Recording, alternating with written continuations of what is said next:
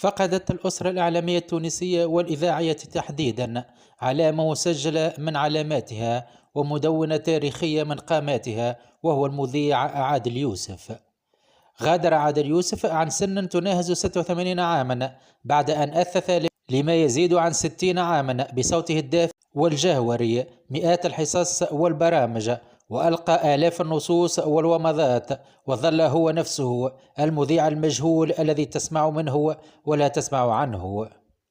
ويمكن القول أن كروان الإذاعة الذي تبع المشهد الإذاعي لعقود أسس لأذن استماعية خاصة به، ورسم خطا مهنيا دون أن يدري، فحواه وفاء المتلقي الذي يتحول إلى حالة وجدانية أفقية، حتى بات رائدا لأجيال كاملة من الصحفيين القارئين للنصوص والأشعار والكتب والخواطر والعناوين.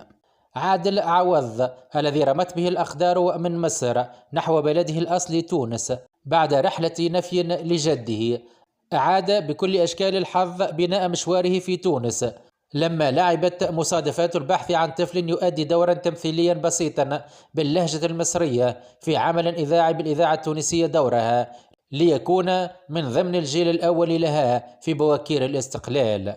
ومن ثمة انطلق الصوت المتدفق في مسيرة إذاعية مطولة، فلم يغب صوته عن أثير مؤسسة الإذاعة التونسية إلى حين رحيله، بعد أن غمر مشاعرنا حبا وعاطفة وصوتا انسيابيا لذيذا. رحم الله الفقيد رحمة واسعة، ورزق أهله وذويه جميل الصبر والسلوان، وأن لله وأن إليه راجعون.